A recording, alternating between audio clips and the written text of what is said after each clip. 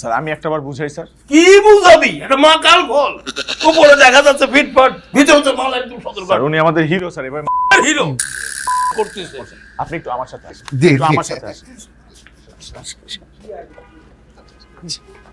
ভাই হ্যাঁ ভাই একটু প্রেম দেন, ফিল দেন, ইমোশন দেন। এটা একটা ইমোশনাল সিন। প্রয়োজনে নায়িকাকে আপনার গার্লফ্রেন্ড ভাবেন। আর মিয়া এই দিলের মেজাজটা খারাপ করে, গার্লফ্রেন্ডের কথা মনে আসলে মেজাজ তার খারাপ হইতেছে বেশি। কেন কেন? ভাই আমি আমার গার্লফ্রেন্ডের থেকে মুক্তি চাই, মুক্তি। তার কথা ভাবলে রাগ আর উঠতেছে।